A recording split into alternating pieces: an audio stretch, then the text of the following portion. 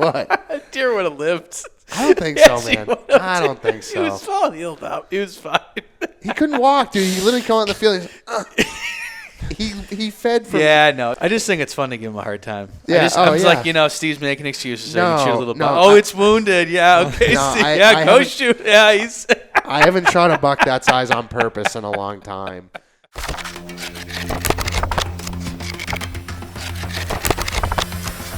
Welcome to the Just Hunt podcast. All right, welcome to podcast. I guess we're calling episodes episode 2 of the Just Hunt pod. It is the cold of winter, and today we have our first in-studio guest, Mr. Steven Champa. Welcome to the Just Hunt pod. You're our maiden guest, so thank you for having me. Set the standard for everybody else. Oh God, I gotta be. Have a great performance. Good posture. Nice. Yep. Nice, appropriate language. There you go. Lock it up. Yeah. This is about as far as we're gonna get.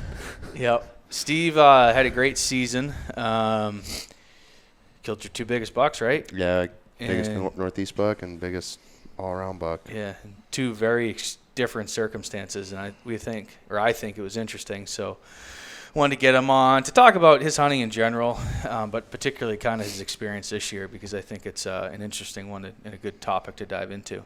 But yeah, why don't you tell us? I think a lot of people, at least in the Northeast, probably know who you are, at least in New England. But why don't you give us a quick background on yourself? Oh, how far back do you want me to go? Recent? Like conception? Can you go there? Well, this one time my dad had too many beers and so did my mom. But no, seriously, how far do you want me to go? Like recent years? How you grew up hunting? What your kind of background is? All right, so grew up not really in a hunting family. Like my dad and my uncles, they'd go occasionally up to our camp in Maine, but they were never anything serious about it. And it was something that I fell in love with instantly. When we went, I was like, I love this. I got to do this more often. So that eventually, swindled into I'm going by myself. I got my driver's license. I got my hunting license. I can go more. I can do more. I can see more. I can see a lot more places and hunt a lot more places. So, over the past probably 7 or 8 years, I've spent a lot of time like travel deer hunting and travel turkey hunting across the Northeast, PA, New York, Vermont, New Hampshire, Maine, Mass, Rhode Island, Connecticut. I've hunted deer and turkey in just about all those states. So it's been good. It's been a good evolution from just hunting New Hampshire as a kid to now going to all these different places and seeing different things and different terrain. And so you, like me, I had a similar. Well, I had probably even less of a hunting influence than you, but you didn't have. It doesn't sound like. You had some influence for sure to get you started, but after that, you kind of just went out on your own and did. Yeah. You made hunting what you wanted it to be, and you didn't follow like in a strict set of footsteps of someone else in front of you, it wasn't like I was like, oh, we're just going to deer camp, or oh, we're just going tracking on snow, or oh, we're just going and to Pennsylvania deer camp or anything like that. Yeah. It's like my season rolls on the fly a lot of the times. It's like, what are you doing next weekend? I don't know. What am I doing next weekend? You want to go to New York? Sure. Yeah. That's a lot of times. Very free spirit when it comes to hunting season. Very loose plans a lot of the times. Yeah. How early did you get into trapping? Because I know I don't know if that's something you do as much anymore, but I know ever since since I had my son, trapping is a full-time commitment. Like when you trap, there's no like part-time trapping. It's all or nothing. If you're putting up your own fur and setting all your traps, checking them daily. There's too much that goes into it to just make it a part-time thing. So the last 2 years, my son was born last July. Haven't really trapped, just some nuisance work. But I started trapping when I was young. My great-grandfather trapped, but he was wheelchair bound when I was growing up, so he never really got to like show me anything. But it intrigued me, so I was like, my grandfather did this, so I want to do it. Kind of really started digging into it more when I was like 12 or 13 years old. That's probably when I did the safety course that the state requires. And then I trapped for like a year and then kind of went on the back burner. And then just a couple years ago, the flame kind of got relit. And I trapped pretty hard that spring. I did a ton of water trapping and got over 100 beavers in the spring and bunch of otters and some mink and stuff like that, and coyotes. You have any of your grandfather's old gear? I wish. He didn't have anything. No? Nah, he didn't. Was your great-grandfather? Great-grandfather. Or your yep. grandfather, no, too? my great-grandfather. Okay, yeah, just gotcha. my great-grandfather. Gotcha. So he passed away when I was 12 or 13. Where did he grow up? He grew up down in southeast Mass. Oh, really? Hanson, Mass. Yep. Okay. And he was a trapper down there. Yeah. Yep. So he grew up down there, and then he worked in Boston at Boston Sausage. I don't even know if it's still a company, but it was like a union. Sounds like a good time. Yeah. So he worked there, retired out of there, moved up to Maine, and then the camp that you've been to in Maine. That's where that was his house. And yeah. Cool. Yeah. So. Yeah, it was a cool spot. You've been.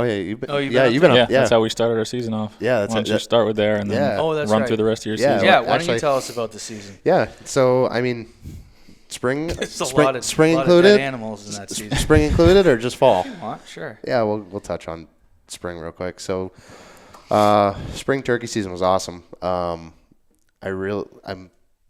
This year was like the first year that I really wanted to dabble into like the whole Super Slam, lower 49, like starting to see different states. For the people that aren't like turkey guys, or even some that aren't listening, the Super Slam is killing a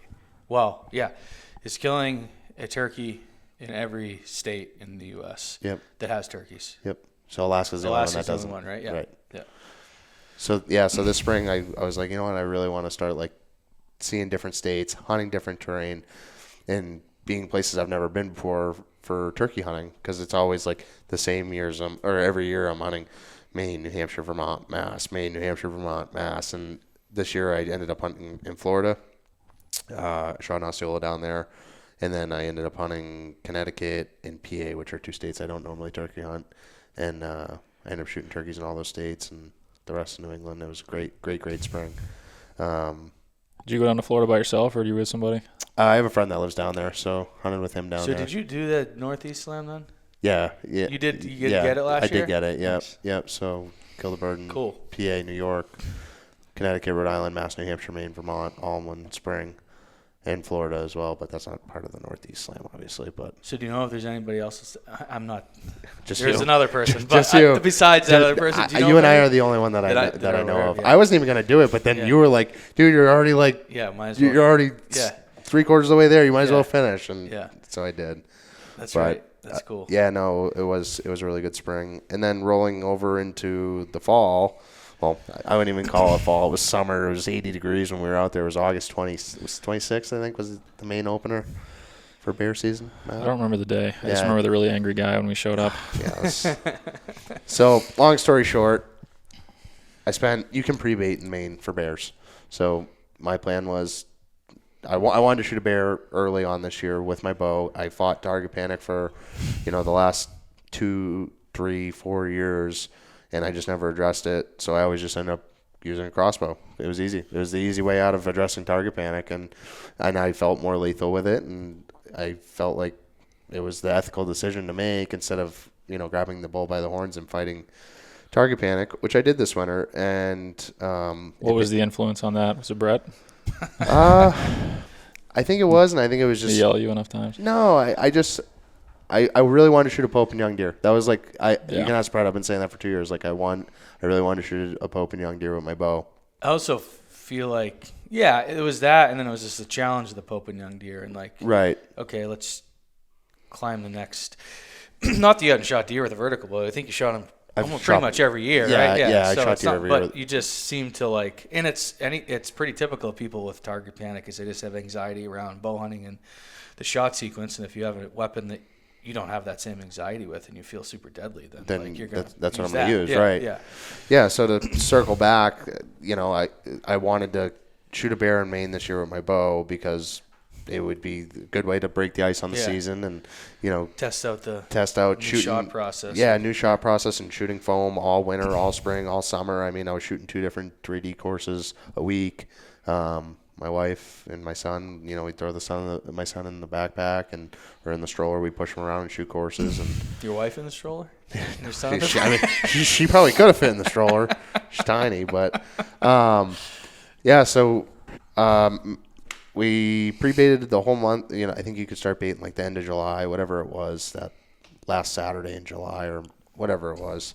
Yeah, because you had taken a trip up and then let it sit for a bit because well, the bait was empty when we got there. Right. So the thing is there's no cell service. So where that bait was, there was no cell. I had a cell camera there, but it wasn't sending pictures. So it was, you couldn't even text when you were in the tree there. So you had checked it once though, right? Because you didn't know there was a big bear. Oh, I baited it like 4 times. Okay. I spent a lot of time and money. I had to go up there every Saturday and bait it because it was cleared out every Saturday. So the season opened on a Monday. So that's a lot. Yeah, there was like. Did you just have one barrel? Yeah, one. I eventually dragged in a second one, but there was, I don't know, there was like anywhere from 5 to 7 bears on this bait. First year site. It was a friend of mine. It was his old bait, but he hadn't baited it in a couple of years. So there was, and it was pretty thick in there. It was an old grown cut. Up quite a bit. Yeah, it was a really cool spot because it was just like a really heavy canopy, and there was just this one window that went into this old skidder road, and it was like that. I mean, if a bear's going to come out, they're going to be right at the bait right there. So there was like a 350-pound boar. He had one eye, and he was there like every night, like last 5 to 10 minutes illegal. So I went up that Thursday night before the season opened, and I baited it heavy, and I said, I'm not touching this until Monday when we hunt it. So never saw a sign or life of other people out there. I was like, this is going to, like, there's a good chance we're going to shoot this big bear on film, like first night of the season, because they're accustomed to being there and eating, and stands are already hung. It's just make sure you have the right wind, slip in, and shoot one. So Matt comes up to the camp. I'm shooting my bow. I'm shooting lights out, shooting really good. I'm like, all right, let's go. Confidence is really high. And we pull into the spot, and there's a truck parked there. And I'm like, I've never seen sign of another human, like where I was planning on parking to hunt. And all of a sudden, like Matt and I are like, I look in the bed of the guy's truck, and I'm like, this guy's bear baiting. He's got barrels and bags of donuts. And I'm like, no one else is supposed to be out here. Like this, there's one landowner that doesn't allow hunting. And the one that we're baiting on is my friend's cousins, and he said, just you guys are out there. So, make a long story short, guy comes out of the woods, super. So you were at the truck when he was coming out? Yeah. It was 2 o'clock in the afternoon, right? Like it was like 1:30 or 2. It was super early. Yeah, and it's just like an old logging header. So we pulled in. We're just putting our gear on, kind of slowly getting stuff packed up. And this guy, I mean, you can tell a little bit of the story, Matt. I don't want to take away. You probably can tell, but I was aggravated, so you can probably tell it from an outside perspective. Yeah. Oh, I mean, yeah. So like I said, we're just at the back of the truck, kind of slowly getting our stuff together, getting ready to walk in because it's not a far walk. It's a couple hundred yards from the truck. You just got to walk down the road and off it a little bit.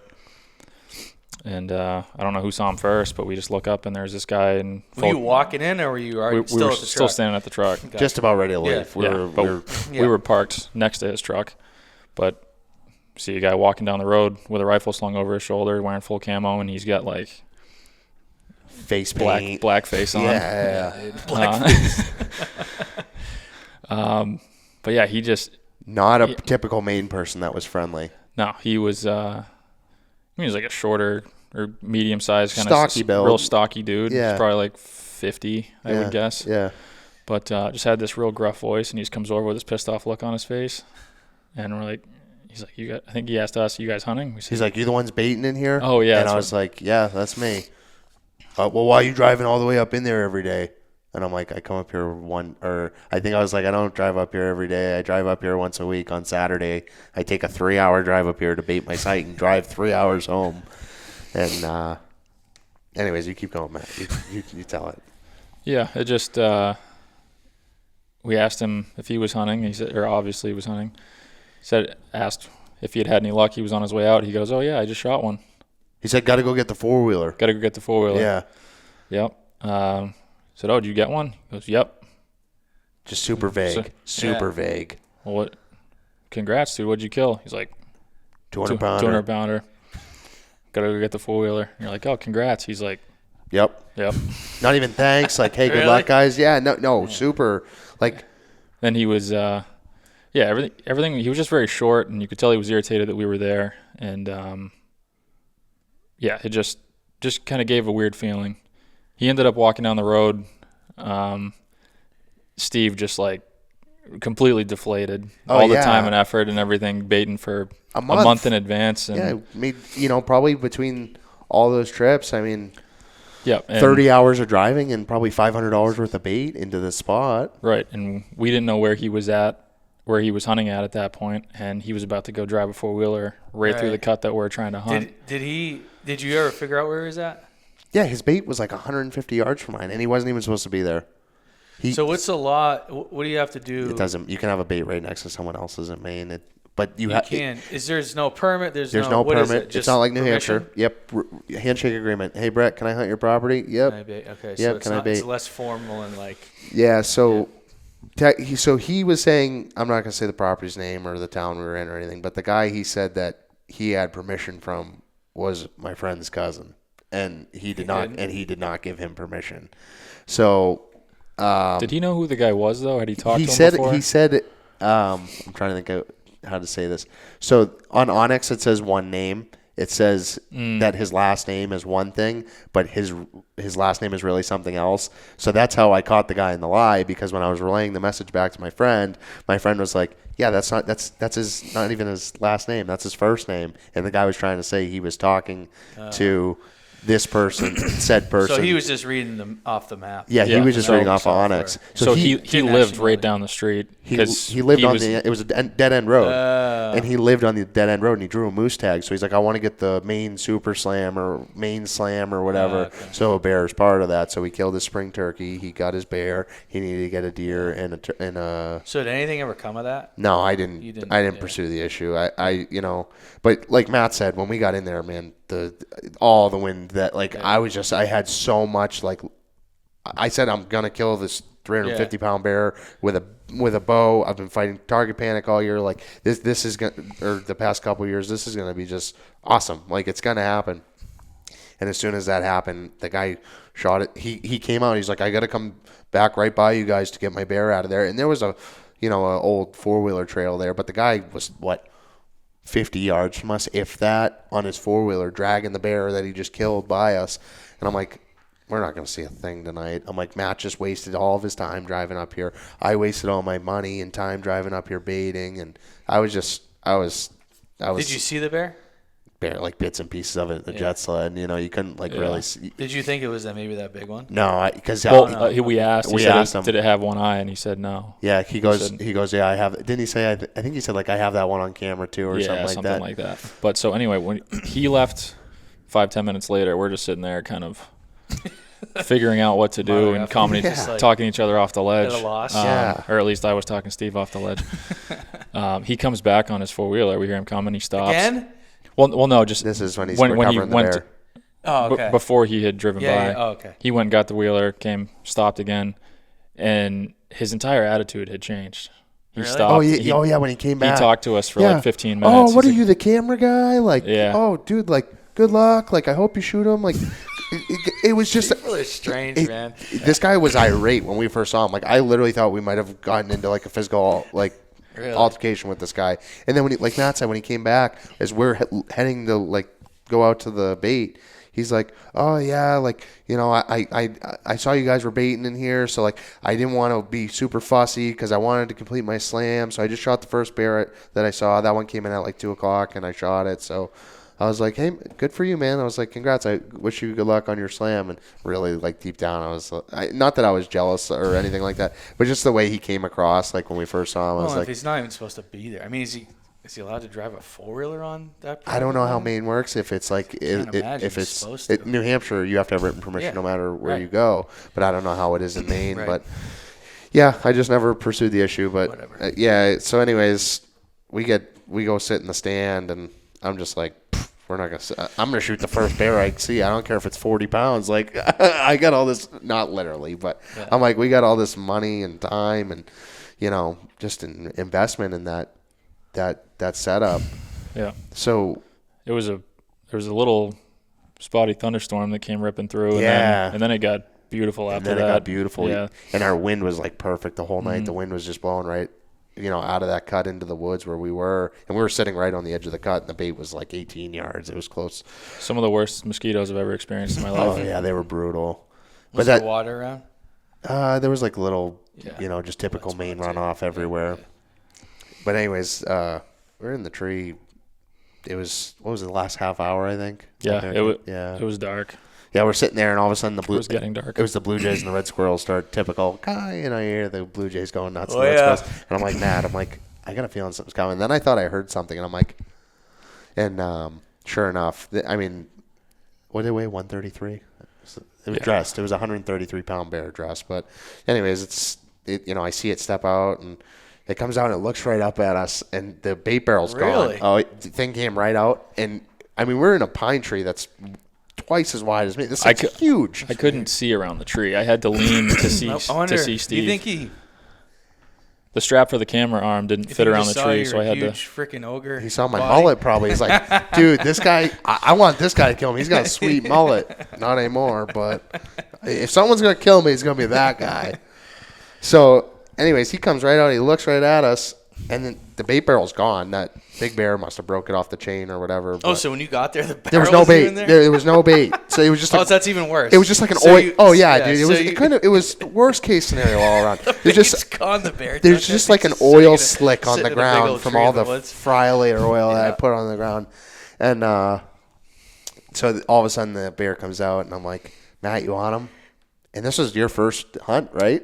Yeah. John wanted me to go film this hunt because the next thing I was going to do that's was right. go to Alberta with Yeah. Chris, and he didn't want that to be the first time I had used the camera. Right. Which And- good thing the you tree, did. I yeah. mean, And honestly. then we get to the tree, and the thing is so big that the strap for the camera arm didn't fit around the tree. True story. So these are all things I'm having to figure out for the first time. So I'm like, I guess I'm going to have to hold Freehand it. And you did for- great. You did fantastic. Yeah, I did as good as I could with you- what I had. you crushed and, it. So anyways, the bear comes out, and I'm like, all right, like this has been, the past 6 months of fighting target panic. My buddy Jake and Brett, they both helped me with it a ton, and I draw back and I let my thumb off the safety, and I'm just, pins there, pull, shot breaks, and I'm like, oh, I just blistered that thing, and I'm like, I'm pretty sure I crushed him, Matt. He's like, yeah, you smoked him. Couldn't have been better. No, and all of a sudden, 10 seconds later, you hear the death moan. I'm like, nice. Yeah, that was my first bear hunt I've been a part of. You were shaking just as bad as I was. Well, that was also the first time I got hunting this year. So like, Yeah, oh yeah, Matt was rattled. had no warm up whatsoever. Yeah. And it actually, like I said, I had to kind of peek around the tree every once in a while because it was so big to see to where the bait was supposed to be. Right. And and the little bit of wind in our face, it kind of just runs over your ears a little bit. It was hard to hear. Right. So, and I know you had said something 5 minutes before that maybe. That Yeah, you it was thought like you I thought I heard something. Yeah. But it didn't register to me that you were still locked on to whatever noise you could still hear it. Right. So I just go to do a little peek, and the thing is standing there at 20 yards looking up at us in the stand. I said, oh, shit. Yeah. I should probably I was already holding the camera, thankfully. Yeah. But No, you crushed it for freehand, and I mean that. yeah, it was a little dark because just not understanding how cameras work. Once you zoom in, you have to also Change change the exposure. But no, you absolutely I drilled that. absolutely thing. plugged it. Couldn't hit it better. So why don't you talk a little? I mean, I know we're going through the season, but talk about target panic in the process. And I think the biggest thing, I think a lot of people don't realize they have it. And I don't even think they know really what it is. And it's not just you're psyching extreme anxiety. It's on a scale, right? So you can have a little bit of target I call panic. it it's trigger punching. Right. You can have trigger punching, and then you can have you can't even hold your pin Right. on target. Like I'll be the. But I don't think there's so there's people that are really good shots to punch a trigger, Right. and that they're pretty effective. Right. And then there's people that have bad target panic. They're an absolute Target disaster. panic. Target panic. They're an absolute disaster, right? Yeah. So it's like the ones that can control it and make good shots and execute. And I don't think there's actually many of those guys. There's not. But there are some. Right. And then there's just but then everything in between. And I think as you get worse, I don't think Dan's a lot of down guys. here. Jaros. Oh, he's He's got target panic, but he kills. Gotcha. He's a killer. So I'm wondering, I think there's a point where it's affecting them and they're not realizing that they have it, if that makes sense. Yeah, I mean, They don't know that that's what's going on. I think that was my biggest thing is I was like, I don't have it. I was like, and I always saw back tensions. I'm like, Those are a myth. Like it's a money grab. I swear to God.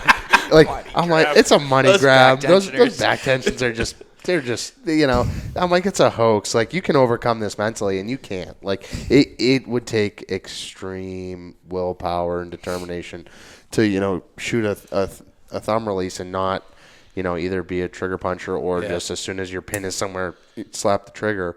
So what was your shot process before? And what was your mind? You don't even want to know. Well, no, because I think it would be helpful for people to hear what was your experience? I think I was as worse as they could. Really? Oh, people are going to think less of me as a sportsman after I explain to them what I used to do. No, really though, because I think there's way more people like that. I used to sight my bow in 6 inches high, I would think. Really? Yeah, because as soon as I would draw and I would have... Oh, I didn't realize it was this bad. It was this bad. So I'd draw and I'd be like, get my pin's there, and I would just... Literally, it would be like that. And so you were locking below it? I would always lock below it. So what would happen was I'd hit that point where I'd be like, okay, that's close enough. And my bow, I'd sight it in to be 6 inches high. So then when I would shoot, at 20 yards, I'd still hit the bullseye. But it's like, you're not aiming where you're supposed. You're compensating. That's what you're doing. So now it's like. And what did it feel like? Oh, was it like every time I shot, I was like just like amped up? I felt like I was losing my virginity for the first time. Really? I was like, I don't know what to do. And was it even like that on just a target? Yeah, anything. Deer, target. Okay, it didn't matter. Yeah, it was really bad. And this whole winter or this past winter, I went from shooting like being a very poor shot with a bow to, on three. Like, I know. Some people will scrutinize this, but when I go shoot foam now, it's like if you're scoring how you're supposed to properly score, if I have 2 8s, that's like, okay, that was like, all right shooting. Like I went from shooting Did you shoot spots? What's that? Did you shoot spots? No, but, I shot really, really good and it paid this season because I sold my crossbow. I don't even own it anymore. I just own my compound, and I think I killed like 6 or 7 deer with my compound this fall, and only one of them I kind of had like I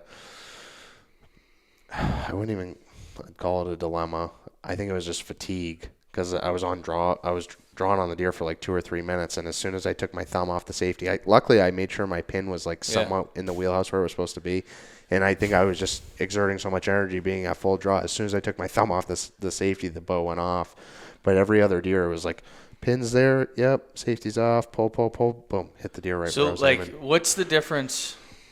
Last year, your pin is closer on a deer, and this year, like what's going through your head? Like, now if a deer's inside 30 yards, it's dead. It's not even a question anymore.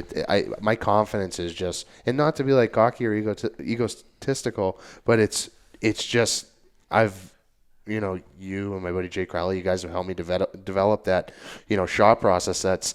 It gives you the confidence to shoot. It's no longer like, I got to make this shot. Oh my God. I only see, like one, 130 plus buck a season or two. Like, let's face it, we live in the Northeast. If you see like 2 130 plus bucks in a season, that's a real good year. Yeah. And if you have an opportunity at one of them, like that's even better.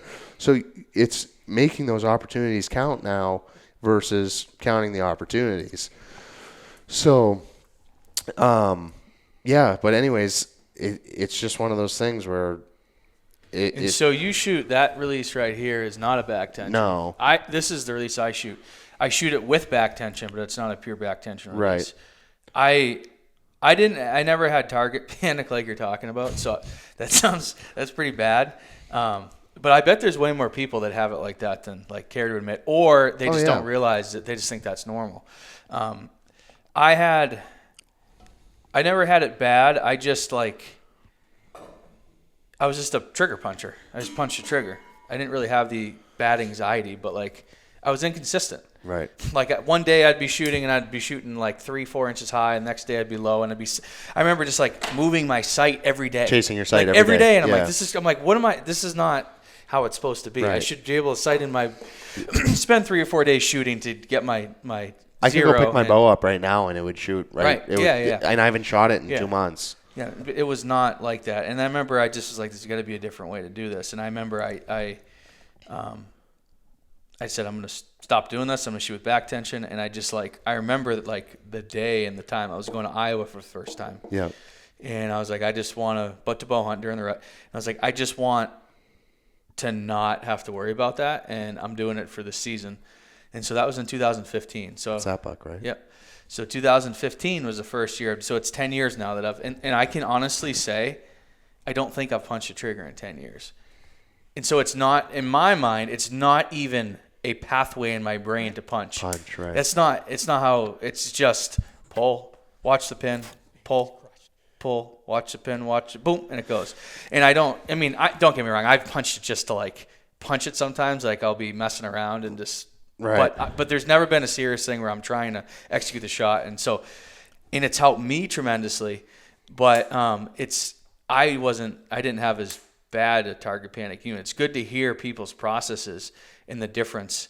And I just think it's so night and day. And I think the other thing it does, it almost takes the pressure off of the situation because it simplifies what you have to do. You just have it's to just focus put on that pin on the deer, look at the pin, and pull. You don't have to worry about this hand anymore. Your hand that's back, you don't worry about that anymore. All you do is focus on that front pin, and just let the rest come. Pull, and just pull, and it goes off. Yeah. It lets you focus more, because let's face it, when you hunt, it's finding the deer, hunting the deer, and closing the deer.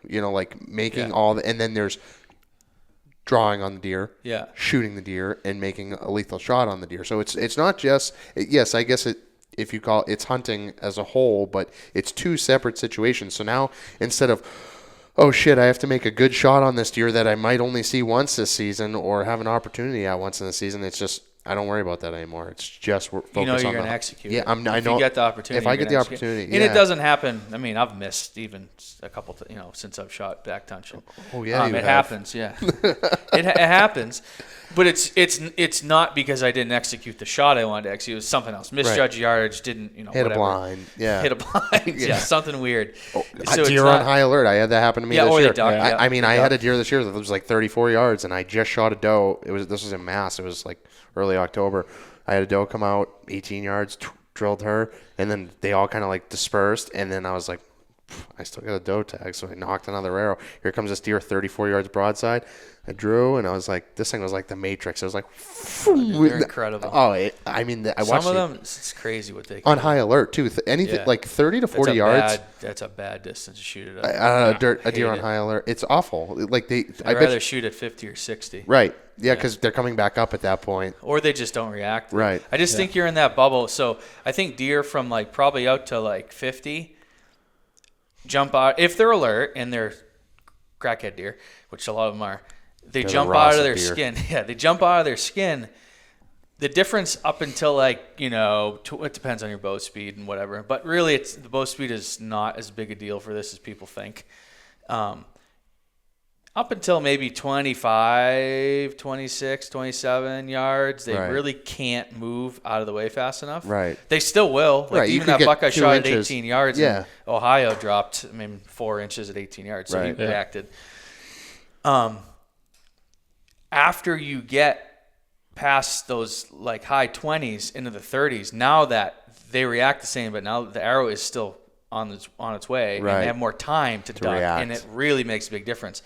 I think when you get past 50-ish, right there, then I don't think they jump out of their skin anymore. Right. I think there's I heard that, but it's not it's not a mountain lion or a wolf that's about to bite my ass. Right. It's something else that I need to assess and then react.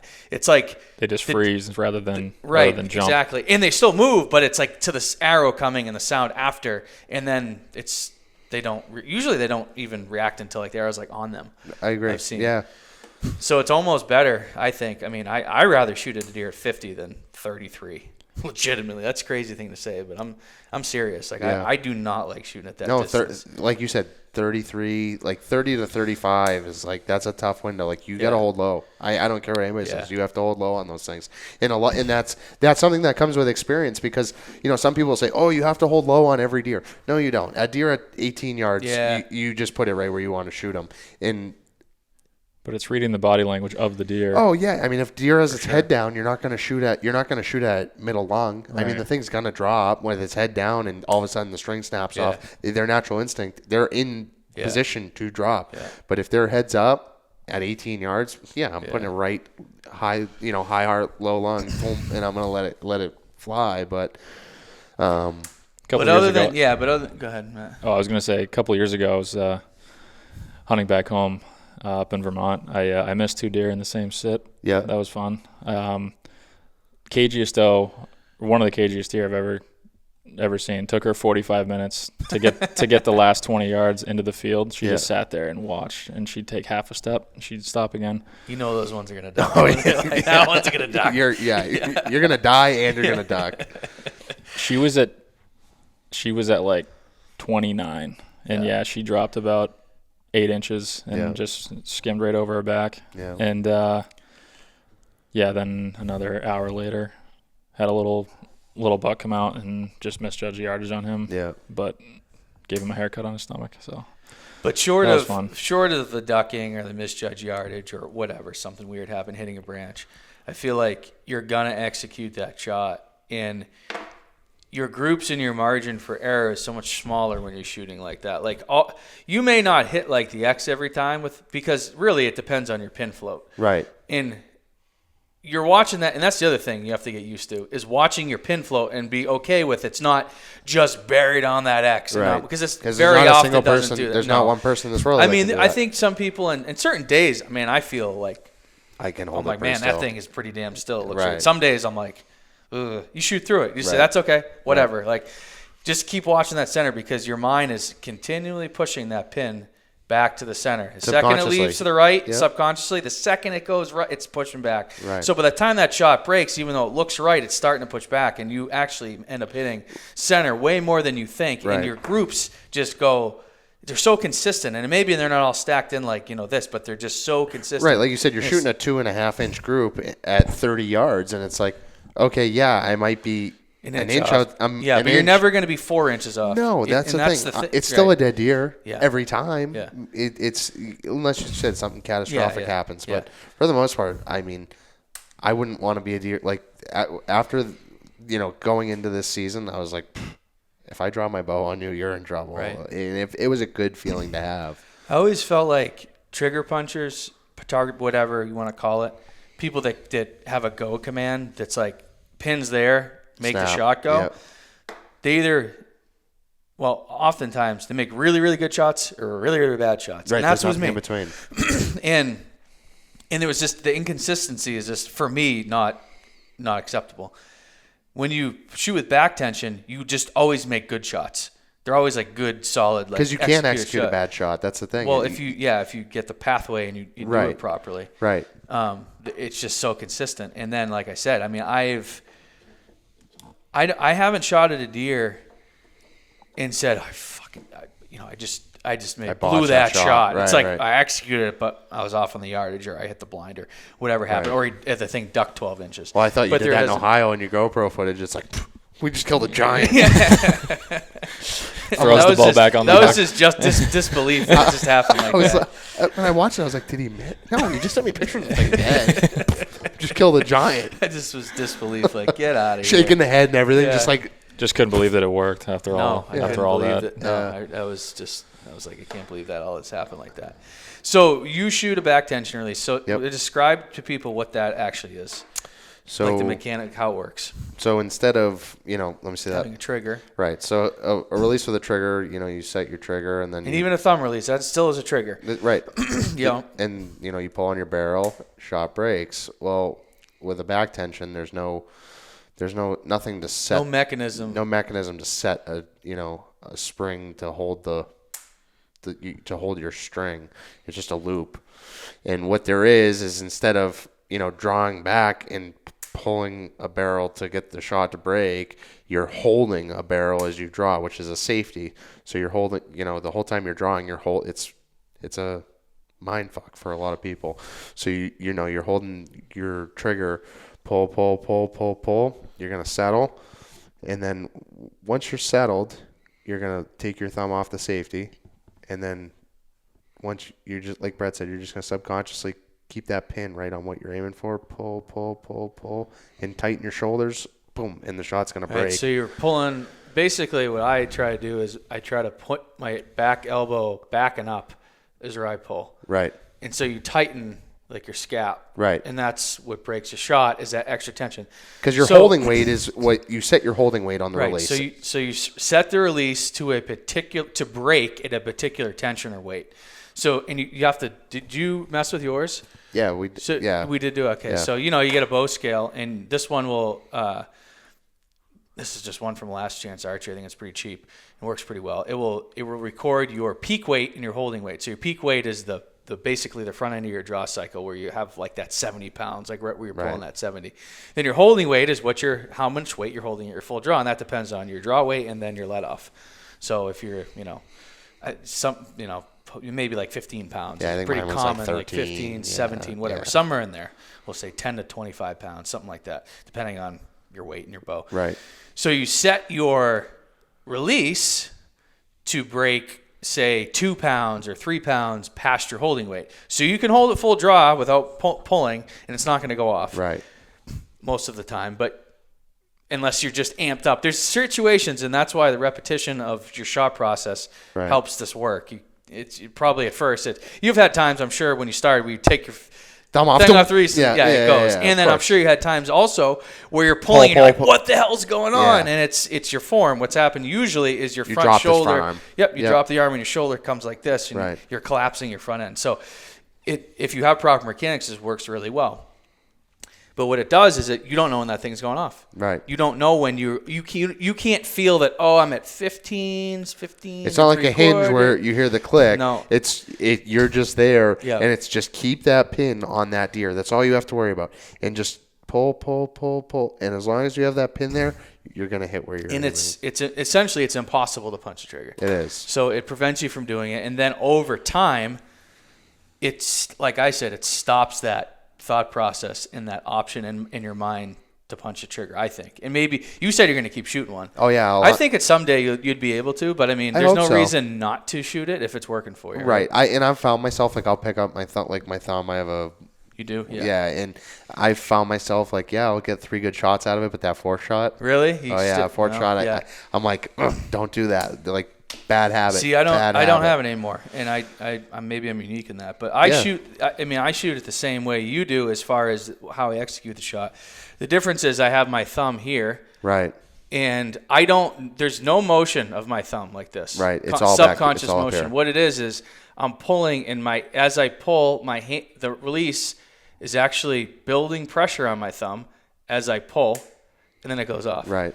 So this motion right here is the actual force. Right. That makes, so more like it's like a hinge more. To an extent, right. And honestly, you don't even think about that. I don't think about how it goes up. Right. It just goes when I pull. Right. And I don't want to spend a bunch of time thinking about it because then maybe I want to start to manipulate my hand. So it doesn't matter. But essentially, you're like, well, how do you make it go without going? Well, it does. Right. You build it. It works.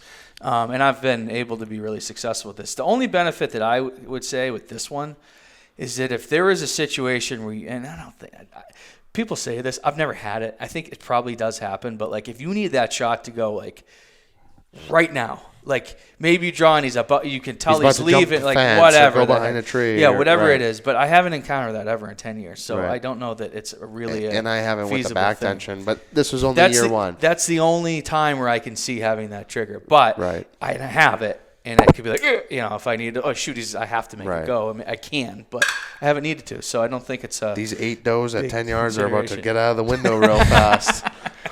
Yeah, right.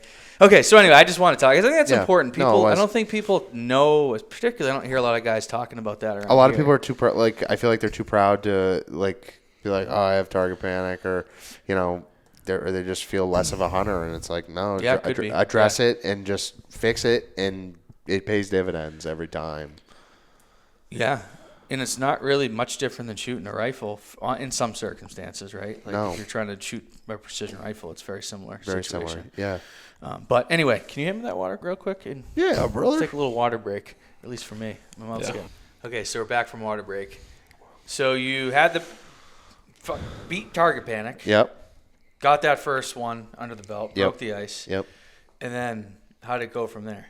It was just massacre. It was red rum. How many? So Spoiler alert, you killed a great deer in Mass. Yep. And that was November 7th. So from just give us a quick recap, that first bear in September to November 7th. Yep. What happened in that period? I know you shot a bunch of does, right? Yep. I shot a bear in Vermont. I shot a bear in New Hampshire. Yep. And a bear in Maine. And then I Did shot... you kill that buck in New Hampshire? I killed... In that time span? Yeah. Or was that after that? Nope. I killed that 9-pointer with like that weird brow like this. In New Hampshire, October 3rd. I shot 2 does open tonight in New Hampshire. I shot a doe early October in Mass, where I was telling you guys that other doe matrixed. Yeah. And then I don't think You shot a buck in New Hampshire, right? Opening day muzzleloader, yeah, the 3rd of November. So like from October 12th, I think is when I shot that doe, to November 3rd. I don't think I really. That's always like my slow time of year. But this year, late October, I had a great, like, everybody that I talked to is like, that's scrape week, the week before Halloween, scrape week. And I spent a lot of time. I actually took a lot of time off from work to like hunt some community scrapes and stuff like that. And I saw a lot of like great pre-rut activity, grunting deer, deer, looking at does, not full out chasing, but just, tending to them, and great vocalization. Had a lot of good late October hunts this year. So leading up to that Mass buck, Brett and I were set up to leave for Canada. It was a Saturday, right? We were leaving? Yeah. Yeah, it was Saturday. So Thursday was the last night I could hunt. Like realistically, it was an hour never. That was the last time I could hunt until we got back from Canada. So anyways, go in after. There's 2 great bucks in there. I mean, the one I killed is 150, and there's that other one's got to be bigger than that. Yeah, he's bigger than that. So, anyways, I get in there and got out of work, shower, get in the woods, and my wind was really great for the spot, and my wind's blowing. It was a north wind, so it's kind of like blowing across my face, and I'm like, man, this is gonna be great. The deer usually bed down in this little like cove over here, and I'm in the tree for like an hour, and all of a sudden I can feel the wind hit me right here, and it's blowing almost straight towards where they're bedding. I'm like, this is not good. And I'm like, well, I guess the only thing I have going for me is it's November 7th, and if he's on a doe, he just might not care. And hopefully, a doe doesn't get my wind if she comes by, because I mean, there's 2 runs. There's a run right here and a run right here, and I was hoping at first that my wind would just, by the time anything got downwind to me, I would shoot it, and the run that they primarily use, they would have no idea I was there. So anyways, sitting there in my saddle, wind gets swirly, and I'm like, this is awful, whatever. I'm like, there's an hour and 20 minutes left of daylight, and I'm sitting there, and all of a sudden, weak side, like 70 yards behind me, I hear like some rustling, and I hear burp. And I look, and I can just see frame. I'm like, what the hell is that? And I just see this, like I see this. He picks his head up, and he's like looking around, and I'm, oh my God. So anyways, you knew it was that buck? I didn't know which one it was. You didn't? I knew it was one when of the 2. When you shot him, did you know? Oh, I knew which one it was when I shot, but when I saw him just standing there, I was like, which one is it? So anyways, he's just kind of like doing his thing, looking around, and I'm like, I got to ground at this thing or something. I got to get him to come towards me. Like, now the wind is perfect. The wind's blowing like this, and he's back here. So I turn around, and he gets behind this decent-sized pine tree, and I just went, bruh, bruh, bruh. And he picks his head up, and I just remember seeing rack on both sides of the tree, and he snapped his head up, and he's just, and I'm like, oh my God. I'm like, this is pretty cool. And then all of a sudden I see him, he just bristles right up, locks those front legs right up, ears slicked back. And he just marched all the way. He marched all the way into like 30 yards, and I'm like, now my heart's beating out of my chest. I spun around. I took my bridge and I threw it over my left shoulder, and so it's like this, And I'm sitting there in my saddle, and I'm standing on my heels on my platform, and I'm like, man, this is going to be awful, but we're going to make it happen. So he's coming, at like my 11 o'clock. And he gets to like 30 yards, and there's a window right in front of me to shoot him in, and there's two sticks that were running horizontal that were probably just about the size of my thumb, maybe a little smaller, but would have been like right where his vitals were. And he's heading right for that opening, and I'm almost ready to, like, I'm applying string pressure. Yeah. I'm like, I'm gonna have to shoot him right there. So there was one tree, that big in diameter. I said, maybe I can turn him. He got his, like, literally, I watched his eyeball get behind that tree, and I just went, I literally just leaned down, grabbed my ground call, and he snaps his head up again. He's looking. Here he comes. I was like, I called his name. He just marches from 30 yards right to, I never even ranged. It was so close. It was 8 to 10 yards. I mean, he was right there. So there was same thing though. It's wide open in between him and I, and I'm like, he's gonna see me draw. Same thing. There was another tree like this size, and I've never drawn a bow so fast and so hard in my life. As soon as his eyeball went behind that, I was, and like it was so quick that he never stopped when he was behind that tree. By the time I drew and his eyeball was coming back on the other side, I was just hitting my wall, and I was like, well, he didn't see majority of the movement. So Did you see it all? No. So he just marches right down, and I'm just keeping my pin on his shoulder, and he's walking the whole time, and he just wouldn't stop. And the whole time he's got like this girly grunt. He was like, really? Nah. I was like, you're a mature buck, and you sound awful. I'm like, I would think you're doe bleeding. So he's just got like this wicked girly grunt, and he's just walking. So I'm just following him with my pin, following my thumb's off the safety, like we were talking about. I'm just pulling, keeping it on. Shot breaks, and I just see my arrow bury right up to the fletchings, and I'm like, oh my God. And I think you were my second call. I sent my buddy Dave a Snapchat of the buck coming in, and I called him. He's like, you took a video of it? I deleted it. Or I didn't save it. I sent it to my buddy Dave. Never saved it. It was just like a quick glimpse of him like picking his head up in the trees, but you could see his frame. Yeah. And he's like, you killed him, didn't you? I was like, dude, I just smoked him. And then I call you, and you're like, what's up? I'm busy. And I was like, dude, I just killed a giant. And you're like, what, really? And I was like, yeah, dude, I just killed a giant. So anyways, end up getting that deer out of there. It was a late night. I was supposed to be to work on Friday, and I was like, forget that. Yeah. Alberta vacation starting a day early. Right. So ended up bringing him, Did we get, how old was he? 6.5. 6.5. Yeah, he's 6.5, 150-inch buck. Yep. That one works, eh? Yeah. So shot him on a Thursday, and then Saturday we head for Canada. Was your biggest That's buck my for biggest Northeast buck. What, a day? Yeah, 2 days. Yeah, I was like, I was like, this is awesome. I just killed the biggest Northeast, my biggest deer in my life. I'd never been really outside the Northeast, and Everybody was making Justin afraid. They're like, oh, Steve's gonna come up here and he's gonna shoot the first buck he sees. Yep. Oh yeah, He pretty much did. yeah, I did. Just happened to be a booner. So anyways, shoot him, get him squared away. Now it's like, the one thing I wish I did was I enjoyed it a little more. It was such a rush to get right.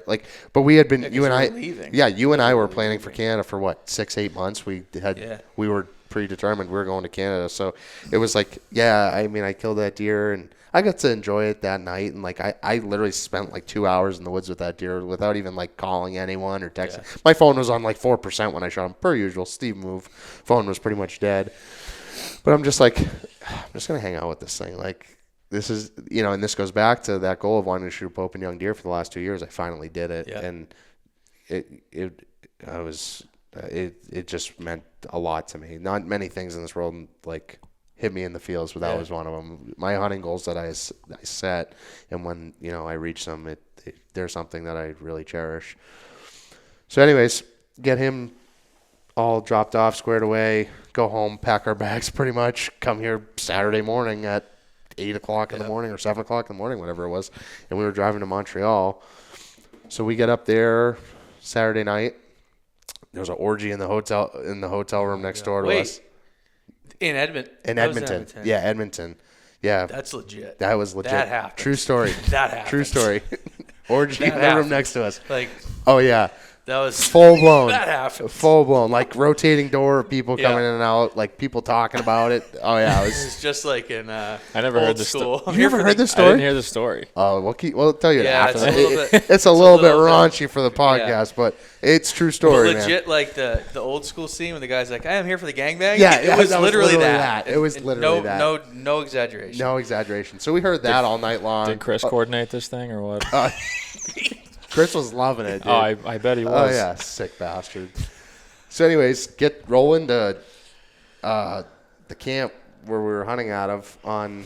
We had a good day. We slept in. Yeah, we went to Timmy We Hortons. went to Tim Hortons. We went to had Timmy like Hortons. you got a free sandwich or something. Oh, I we got a think, or, sandwich and some Chris. coffee, eh? Yep. You know, Yep. bud. And Yep. we went to the grocery Took our store. time, yeah. Oh yeah, we Got got in some the camp. sandwiches for Keith. Yes, some sandwiches. Yeah.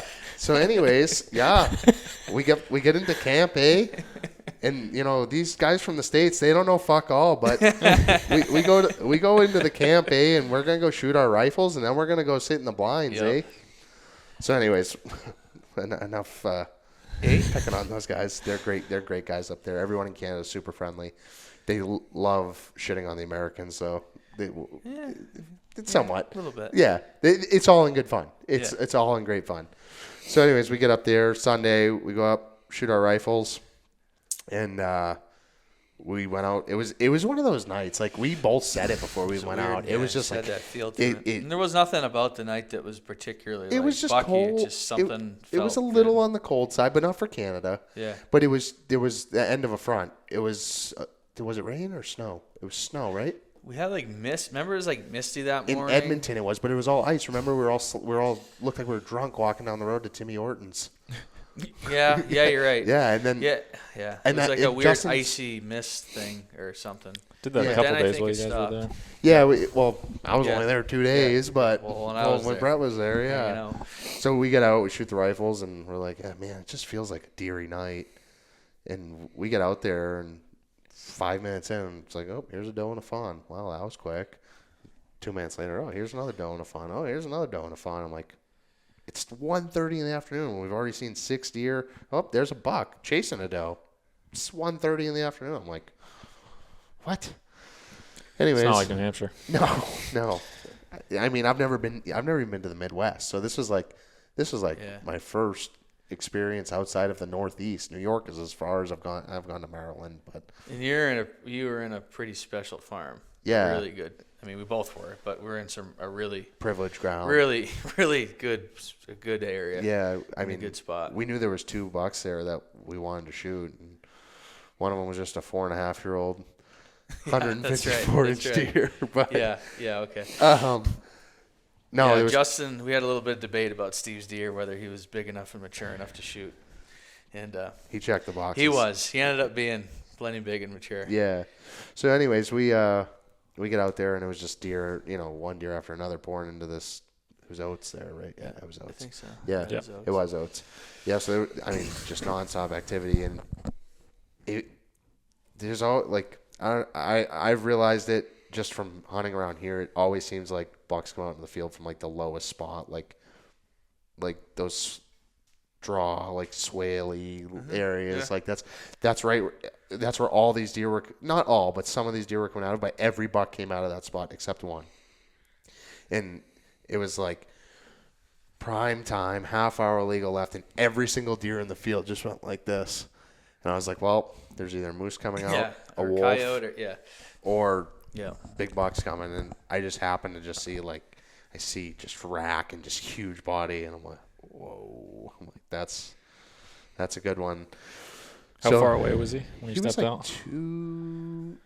he was 200 and something, but I could see You guys could see a ways. Oh, yeah, and I could see him with the naked eye at 200 yards, like, no problem. I was like, that's a big buck. Yeah. Like, I didn't even have to put the binos to him. And then when I put the binos to him, I'm like, oh, my God. I'm like, I think that's him.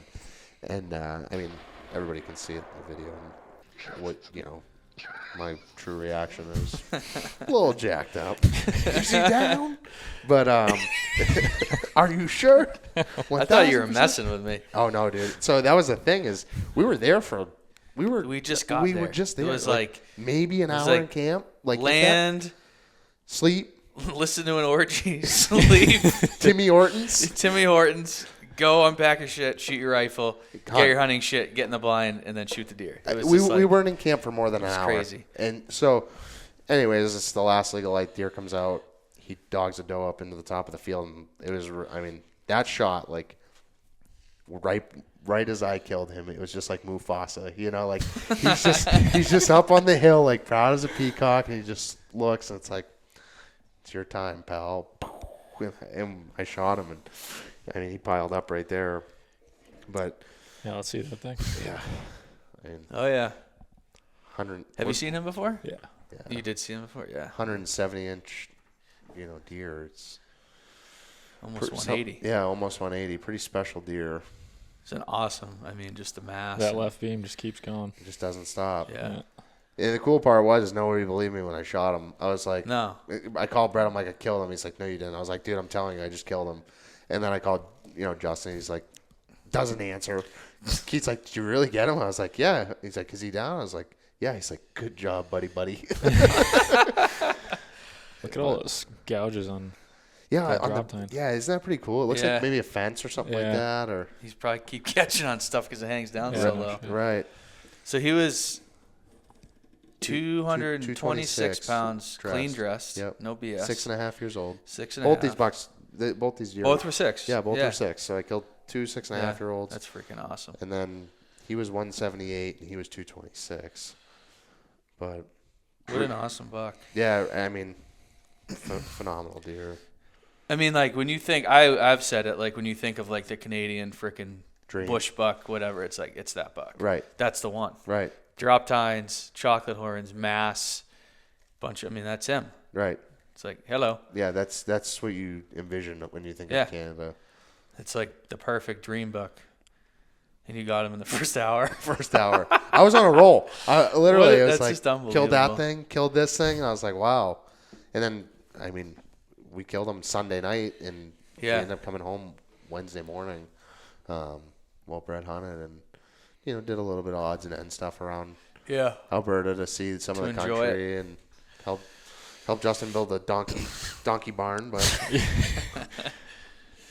Yeah. So, I think the interesting thing about that is like those two deer were just such different experiences, different scenarios. suburban, and then One was essentially completely do it yourself, like Right. just Yeah. Sweat essentially equity. public land. Like Yeah. anybody could go in there, shot with a Right. bow. right, And then this was probably the other side of that, the Right. complete opposite privileged end. ground. So what was like?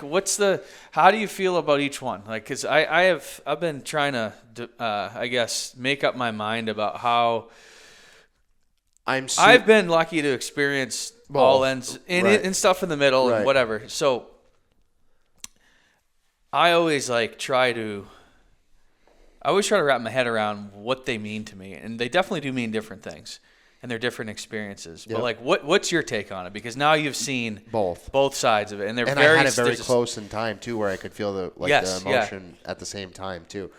That Massachusetts, I will never discredit that Canada deer. It was a phenomenal time. It was a good trip. Super thankful for it.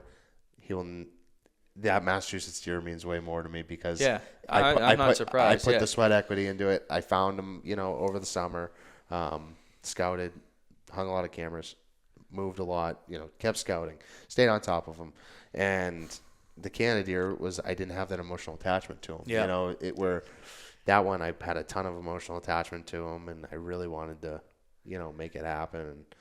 I feel like one of them is more about the accomplishment and the journey, Yep. the challenge. The other one's about the experience. The experience, 1,000%. Like Nailed one's it. an experience and one's you know what I mean? And like Correct. they're different. They're both awesome. Right. They're both so awesome. Right. And they're both exciting, but I don't think hunting has to be one or the other. And it can be stuff in between It can too. be It's a everything in little between, both. too, And yeah. and so people get so caught up on mostly they get caught up on like saying, "Oh, I'm doing the hardest thing on public land or the big woods, or I'm doing whatever. I'm doing 100% on my own." And like, that's great. And I love that. Good for you, that's, right. That's super rewarding for me. And I understand that, but that doesn't mean that the experience part, going up and hunting an unbelievable area of the world, an It unbelievable was farm so and beautiful. killing just a freaking world-class deer. Right. that doesn't mean that is any less. It's No. just a different experience. And, right. And everybody's got different preferences on where they're at in their hunting experience, Right. and it's all of so. those How other did you things, feel? and it's all okay. I mean, like It's that. all good. Yeah. No, I think it's great. And that was a guided hunt, a legitimate Right. guided. And it's not like we had someone sitting with us holding our hand. No, it was. But it is by pay to play, definition, pay to play. it was a guided hunt. Right. And it wasn't cheap. So like, and that's the first one you've been on, right? Correct. Yeah. And that for me, the only place I've been on like actual guided hunts is there. Right, and you need And- to. I mean, and- well, you have to, You yeah. legally have to hunt Yeah, you have Canada. to. You cannot just go. In Alberta Alberta, and Saskatchewan. I think in Ontario and some other places you can get away Manitoba, without. maybe you can get away without. I'm not sure. Yeah. So and I think that this year my hunt felt more so like a guided hunt than I have ever had it feel like in the past. And I think it's essentially because this is what it was. I'm sitting in a box blind, which is fun. I mean, I enjoyed it. Sitting in a box blind over field, and it's like there's not a whole lot of strategy other than like I can see 400 yards and I'm in a good place with a bunch of does and food, and I'm just waiting for the buck to come. Like Right. I have no I mean, I've been on that farm before and I've scouted and I've done work on it, and so Right. did you guys. So it's not like we just like showed up and had no previous knowledge. We did. Like I've got the deer I was hunting. Had pictures of from cameras that I had hung. Right. But still, it still wasn't like I didn't plant the food. You just gotta show up there first night and shoot them, dude. I did. I didn't put the box, like there wasn't a whole lot of like, well, hey, let's talk to Justin or Keith and be like, oh, this is how we should hunt them. But it's like, well, it's really pretty simple. Right. You just sit in the middle of the farm in a box with a rifle and wait. Like, Right. And so for me, Opportunity is gonna present itself. yeah, for me, it's just not a lot of. It's a pretty simple thing. So there's not a lot of opportunity for strategy where it's like the velvet game, which you saw. There's way more strategy and way more to that. Way more chess pieces and moving around and like trying to figure it out. And I had always been part of that. Right. Over the summer with Justin, I have cells up there that he runs, so I'm seeing the pictures in real time. We're talking about strategy of where to hang, where we think the deer's coming from, what food source they're going to be on, and then we're talking about maps, and then like half the time we're hanging stands, Right. Or maybe Justin has some hung, but we're talking about stand locations, and like I've hunted out of stands that I've hung up there during a quote unquote guided hunt. Obviously Justin's with me, but we're like working together, Right. And it feels more like I'm invested in the hunt in those situations, whereas this was I didn't really have any, and I actually at the end of it was like I don't think I really like that. I think maybe if I killed the 180-inch deer after, I might have felt a little different, right? It's so I don't know, but I know that at the end of it I was like, man, I just don't feel like that was for me The fulfillment. it's the fulfillment that I want. And so I'm like, man, I think if I'm going to do these guided hunts, I got to have more involvement in it going forward. That was the takeaway that I had from this year, and I think it was. Well, you've always it's gone up good. there bow hunting, like you said. Yeah, this is I've been your up. first. Yeah, and I've had the opportunity to. Like I said, it's guided, but it has to be. But we work together, Right. with- You have with, say in what goes on. Yeah, saying we just like, hey, it's like two buddies, and I am good friends with Justin, Right. so it's like two buddies trying to talk straight, like you and me talking about what are we going to do. And obviously Justin's helping me, and he's the one that has permission, and ultimately he's doing most of the legwork, Right. for sure. But it's just a different experience than when I showed up, and I was like, man, I don't know that I enjoyed the hunt. Right. I enjoyed my experience there, but I'm like, I don't know if. Your New Hampshire buck you killed tracking probably gave you that fulfillment a lot Yeah, more. I mean, for sure. Right. Yeah. And even honestly, like that Ohio deer even though that was not like the most challenging, the actual act of shooting the deer was challenging. Getting him to come into a bait pile was not all that challenging. Chum and they will come, brother. Yeah, that's right. If you ain't cornering, you ain't killing. Yeah. I think it's real sweet. Give him a good show off. He deserves it. Yeah, I think I did on the last pod, but we can. Did show you? him Yeah, you again, can do it again. He deserves it. But I'll be honest, this one gave me a lot. I really enjoyed that because the whole thing was, a family member there. I got permission. He did put out the corn and the camera I sent him, but it was basically like I've scouted that place, and he's a hunter, but he's not really a bow hunter. So I just was like, hey, can you go ahead and do this just like this, Dog shoes, and then I'll do the rest, Right. And I hung the stand. I had there's a lot of stretch. I mean, it was simple, but there were a lot of there was nuance a to lot that of situation. small things that if you Right. didn't have the situational awareness or the experience that you wouldn't have killed that deer. No. We could have very easily screwed things up for several days. 100 different if we- times in 100 ways. Yeah. So like that gave me, even though like that hunt in Canada was probably a more challenging hunt, that one, because I did the whole thing, was more fulfilling for me. Right. I think. Right. And I so. gotta stop saying right. I've said it about 1,000 Sorry, times. Right. So I don't know. It was interesting. And so what was your feeling? I mean, you probably, since it was your first experience, didn't really think that too. Maybe didn't think deep into it like I have. I didn't read into it as much as Yeah. you did, and I mean, I killed the deer that was the deer that needed to die on that So farm. you're saying it was pretty awesome. Yeah, it was awesome. It was awesome. I mean, Yeah. I saw 6 bucks that night, and how long did we sit for? 2 hours, 3 hours? Yeah. I mean, it wasn't that long. I saw. I'm 30. thinking back, and I think I may have felt different. Well, let me ask this: is that do you want to go do that again? Not next year. Yeah, 10 years maybe. but you want to do probably that again. I next do that year. every year till the day so I I die. so I and think die that's the happy. difference, and I think it's like, yeah, that was awesome, Right. but like I don't need to keep why keep. I don't need to keep having that same. No, once every decade, like, Yeah. or like when our boys are older, be like, hey, we're gonna take our boys up Yeah. there, and like they're gonna go shoot big deer. Like, it's such a cool place and cool experience. And I'm not saying I want to go up to Canada next year. Right. I'm trying to think of like how do When I and how do you want it to that? look, Yeah, yeah. exactly. And that's what I'm realizing as I experience more is like I want experiences to be particular ways because that's what fulfills me, and that's I get the most out of them that way. And in the past, it's been this is the opportunity, just go and do it, and right. experience it. And I've been And I'm in that stage in life in between almost. It's like opportunity and Yeah. like, this is what I want to do. Yeah, well, I've had a lot of opportunity, and I look at stuff and I'm like, if I'm gonna do that, I want it to be just like this. And Like even how we were talking about Iowa late season, you're like, Yeah, hey, this is exactly how I yeah, want it. if it's not gonna be like that, I just don't really care. Like it's not. I think I'm starting to realize what What means makes me tick and makes me like what I enjoy doing. But Right. I just wanted to hear your perspective because I think it's from a guy that it just went from unbiased. and like fresh on it, like you just came from the one experience and then had Right. a totally different one. Right.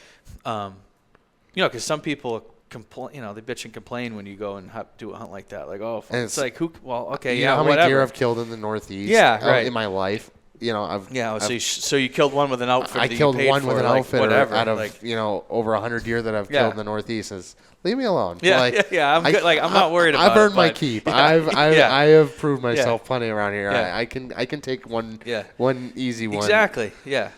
No, and that's what I just think it's that's okay. Like No matter people what, that there's think always that gonna be that's- shit talkers. So. Oh, of course, but it makes you think a little bit, and I wonder what that is and why. I just wonder the people that think that they have a problem with that, or maybe they have a problem with shooting a deer over bait, or they have a problem with hunting a private whatever. Like if it's legal, by all means. But I wonder why that bothers them. Jealousy. But I'm sure some of it, but it's kind of like, what do you care about if you don't want to hunt that way, Yeah. then just don't do it. Right. But why do you Don't care scrutinize how it. I did Yeah. it? People are just biased to whatever they think. And I gotta say, like you just said, it's not like every deer we're going to shoot is with an outfitter over No. bait or No. we're killing If- hard deer. if they only 90% of knew. the time, Yeah. we're killing hard deer. So it's such a strange thing to me that these guys. It's like. They'd rather point out the one. Yeah. They don't want to commend you on the It's a strange thing. wall full of hard ones, but they'll give you a hard time about the one that you shot over corn or with an outfitter, and it's Yeah. like, it's legal. Well, and it's and it's the experience. Like I want to Right. have that experience, so I'm Right. going to go have it. And I Right. don't really care. That's not. If you can't beat hunting isn't like I have to be the baddest hunter ever, like the hardest hunter. Like that's not what this. For me, maybe some people, it's not what that is. Like I like to do really hard, challenging things, but I also like to have awesome experiences that are fun and. Maybe they're a little easier. Like maybe it's an easy, mature buck. And that's kind of like this year. I talked about in the last podcast, but I've killed like that buck, and that buck with a rifle, and I think over bait. in Ohio, right? And 2 of them were out of a box blind. One of them was out of a regular blind. And, like, I did that, and I'm kind of like, man, I don't really need to do that anymore. Like, it was probably the easiest matured bucks that I've killed. Like, I don't need to do that anymore. On to the next thing you want to try. Yeah, on to the next one. And it's like, all right, well, let's do it with a bow. You could have gone down there and with a muzzleloader and shot. For sure. I mean, I went right after muzzleloader. You wouldn't have shot him. You would have shot that other buck that was there. And I probably would have killed that other deer because of the situation, because you have the corn and the cold weather, and you can sit 100+ yards away with the muzzleloader. And but it's you made it. You didn't. I just was like, you didn't make it that easy. I'm like, let's make it a little more challenging with the bow. And it's like, oh, that was good. Like, that wasn't easy because I was there. I made it look easy, but it wasn't. And Matt wasn't there. It wasn't like an easy thing. And so it's just a weird thing that I'm starting to make. And I'm even I think that eventually I'll probably shoot like a traditional bow. Just to trad bow, just because that's where I want to go. But that doesn't mean that there's anything wrong with a compound or a crossbow or a rifle. And I'll still hunt with a rifle. But anyway, it's just interesting to hear what those experiences are, how different they are, and like what they mean.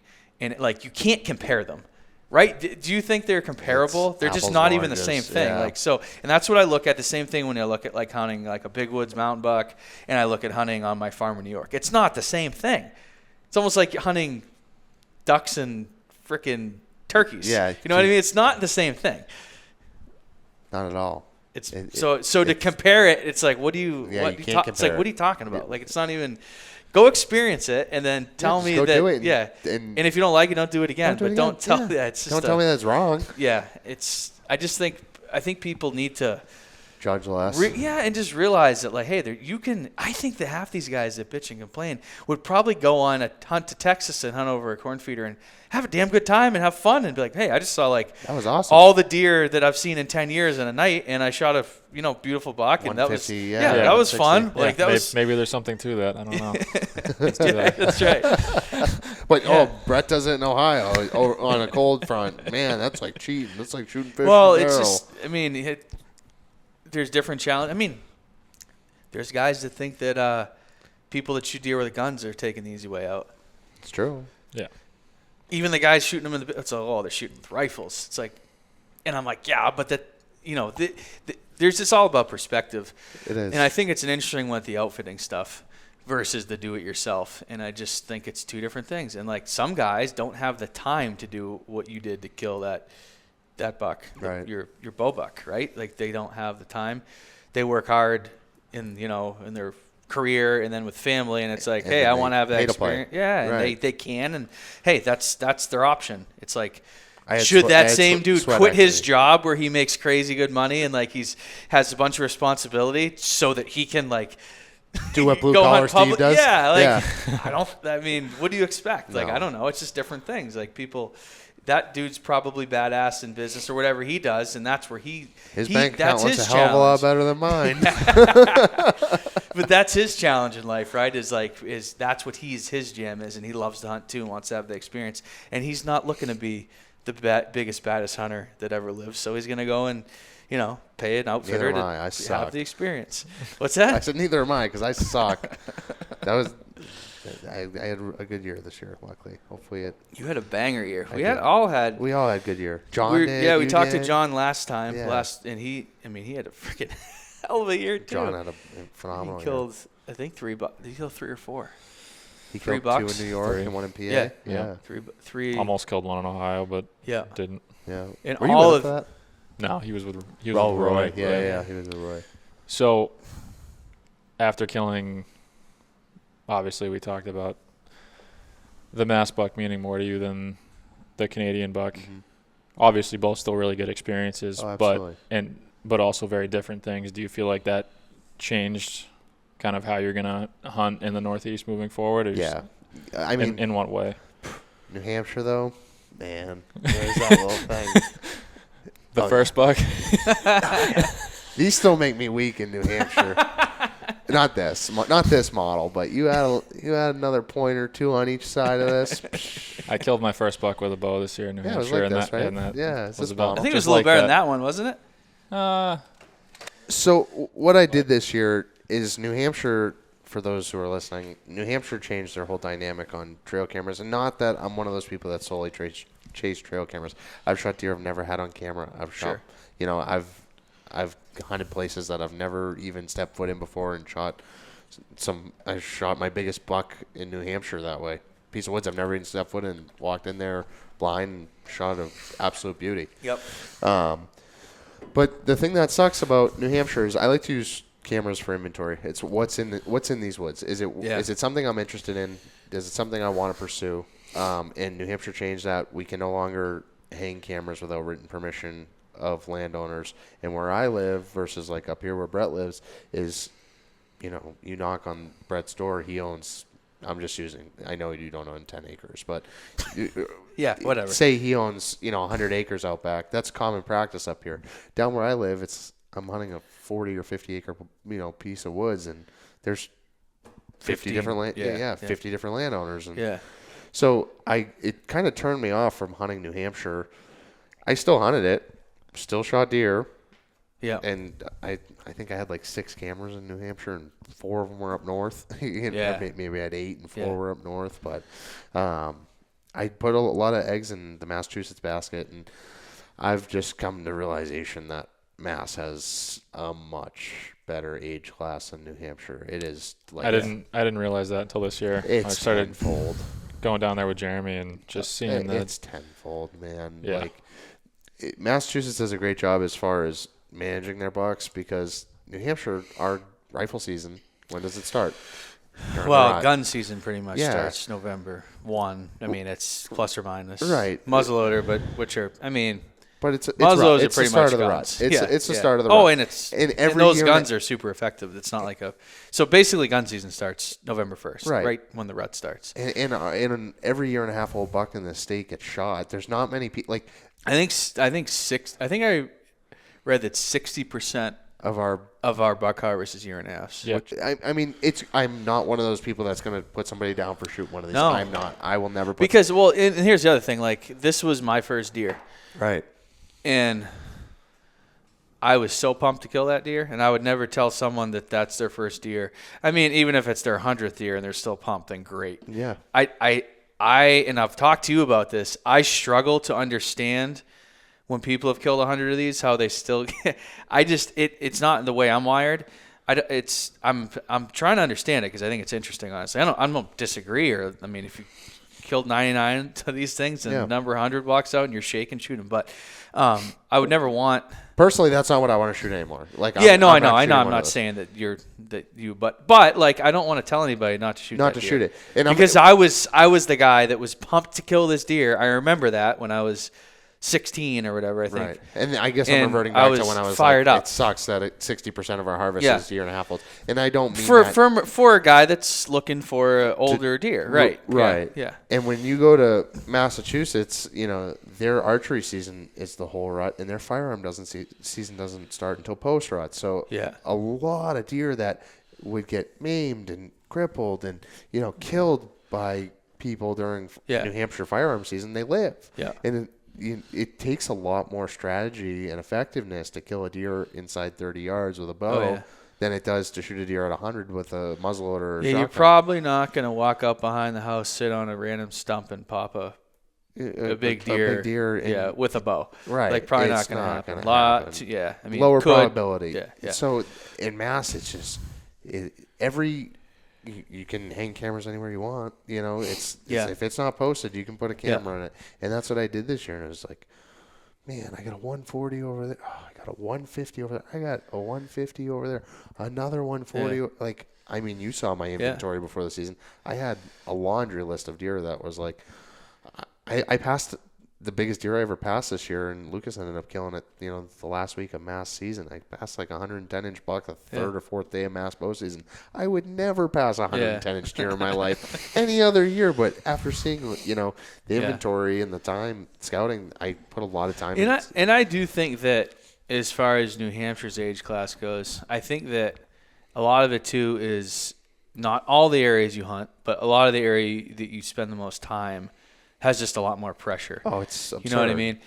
And I think some of the areas, some of the bigger woods stuff, it's the highest hunter per capita, area of New Hampshire. And So I think, I don't like, I killed a 7-year-old in New Hampshire this year, right? Like, Right. and I find, that one was 7, 8, and that one was 5, and I find that. So I think it's a lot of the areas, it's but definitely the area. that's where you are. Right. So in a lot of the state is like that. And I'm trying to divert from that area. Yeah. Yeah. Out of the last 4 years, two of the 4 bucks I killed were in southern New Hampshire, and 2 were in central New Hampshire, because I don't care for hunting around here anymore. Yeah. I'll shoot my zone M tag does with the bow, whether. Yeah, you sent me that. You sent me that Snapchat. The sun came up and there was a guy Oh yeah, 70 Is that yards New away Hampshire? from you. Open a damn Up in muzzle. the was tree it? stand. Yeah. He wasn't even 70 yards. He was 20 yards. I was like, yeah, sorry, dude. I just climb down and leave. It's awful. You can't go anywhere, because the problem is there's only so many places you can legally hunt. That is the problem with down where I live. And with the setback and posted property and everything, there's only so many places you can go. Yeah. So I guess my big thing is I try to think outside the box a lot, and I hunt a lot of places that people aren't willing to go. Like you know some of the areas that I hunt. I'll put on chest waders and walk through a swamp 400 yards just to get to where I want to hunt. Yeah. I'll take a canoe. I'll go paddle up a river. That might all be posted, but you know what? There's a piece of town land right there, and the only way you can get to it is by boat. I'm gonna do it. And that's where I find a lot of my success with bucks in southern New Hampshire. But Find little pockets that people aren't getting to. Yeah. And that's where the deer are. Yep, exactly. And but the problem is even that stuff is just, the age class isn't there anymore, and there's more people. People aren't afraid to explore anymore with Onyx and HuntStand. they're It's not. like, oh, that's town property. Yeah, I'm gonna go yeah. in there, and They find a way. They know just as well as Oh, you there's are. a paper road that I can get into. And I that think piece if of wood. it's you run into people and it's a pain in the butt to get in these areas, and then you're still not finding the age class that you want. That's it's right. kind of like if you were finding these big old bucks in there, it'd Right. probably be like, well, I'll stick around a little more. If I was finding what I find in Right. like I was almost having a fear of like, am I a fraud? Like, do I know what I'm doing? I know, I'm serious. Like, I'm not kidding. And this year when I went to Mass, and it was like everywhere I hung cameras, it was like Pope and Young Deer, Pope and Young Deer. Like it wasn't like it was just one area either. It was spread out through 5 towns, and every spot that I went to, there was great deer. I was like, okay, I still do have it. It's just I'm struggling in New Hampshire. I think that the area that in New Hampshire, that region has dropped off from what I have heard, because I hunted there. The only buck I've killed in that unit is that one in the on there. But from what I hunted there, and I stopped a long time ago. I was way ahead. It was, I think, probably after that buck, maybe like 2000. Shit, that would have been 10, something like I that. was still Probably in high school. 2010, yeah. So, that's 25 years or 15 years ago that I kind of moved away from that, I'll call it smaller woods type stuff. Yep. Suburban-ish, whatever. There was still like plenty of good bucks running around 15 years ago. Even 5 years ago. You think so? You think it's been 5 years? COVID. Yeah. It's ever since COVID, and it's not just me. There's a lot of people that are killers. Well, that's what I'm saying. Yeah. Like there's some guys that run, like, even up until this like the whole camera bill, they run a ton of cameras, get a ton of inventory, and it's like since COVID. Yeah. Like last year, I had one deer that was really old and unique and cool, and it's like I have one deer a year to chase me, and it's just it's not like it used to be. It's not even. It doesn't hold a candle to it anymore, and it takes a win. It deflates you. Oh, 100%. Yeah. Has there been any? I haven't looked at like the harvest reports from the last couple of years to see if there was any noticeable change during that time, or if that's just anecdotal. I think it was down in Hillsborough County. I don't know about Rockingham. I think the harvest numbers were down. Is that all? So like M and L, is that Hillsborough and Rockingham. That's all Rockingham? Is that the two counties? Yeah, it's all east of gotcha. east of 93. Yep. So I don't know. Do you think the kill's down? I think do you think there's less deer or less mature bucks, or both? Less mature bucks. Okay. And it doesn't help that we can kill 3 bucks in the state. That not in those areas where it's actually feasible and possible I've for a done guy it. to kill. I'm a hypocrite for saying it. I hate it, but I've done it. And Because it's hard in a lot of places in the state to kill $3 in New Yeah, Hampshire. but when you're in suburban where it's like, okay, hey, it's gun season. See that piece of woods that no one's going to want to shoot a gun in, but you're still legal to hunt? I'm going to go in there with my bow, and I'm going to crush one, you know? I have so many spots that are like that. It's like, could you legally shoot a gun in there? Yeah. Are you going to piss everybody off in the neighborhood? Absolutely. But you know what? You go in there with a bow. Yeah. You're legal. Yeah. But you're going to go in there. I can't tell you how many times I've gone into piece of woods, 20 acres, 25 acres, and it's like 112 yards from that house, 130 from that house. Oh, here comes 11 deer out of the swamp. Yeah. And it's like, those are all the deer that live in these bigger pieces of woods. They get pushed out of there, and that's their sanctuary. I killed it. You know where I'm at. I killed a turkey right behind my house last year that was like that. I've got like a 50-yard swath that I can sit in. Turkeys are bad for that. Oh, yeah. Turkeys are bad for that.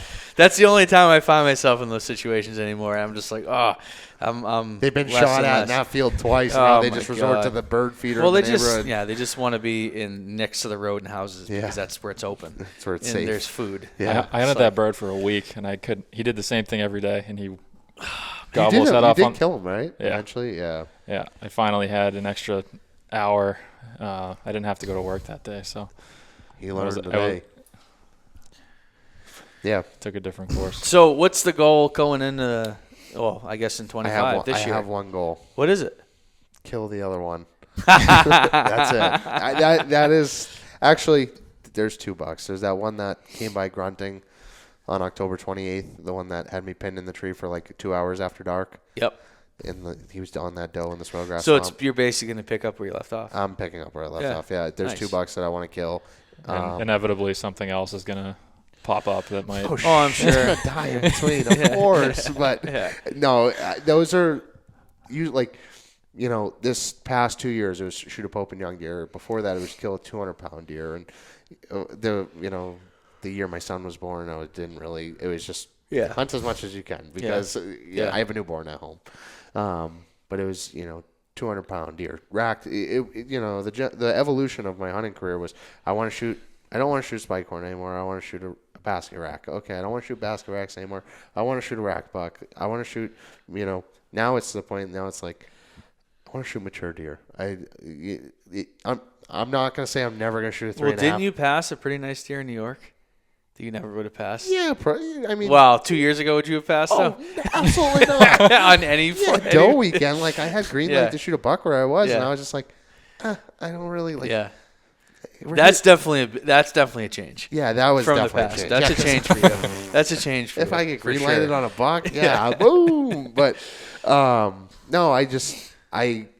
this year I felt really lethal in the woods. Every time I went in the woods with a purpose, there was not many times where it was like, God, I didn't see deer tonight. Or I mean, I had deerless sits. It's just the nature of the beast of hunting. But there was so many times, man, I was this close, this close on deer so many times this year, and it was just I zig, they zag.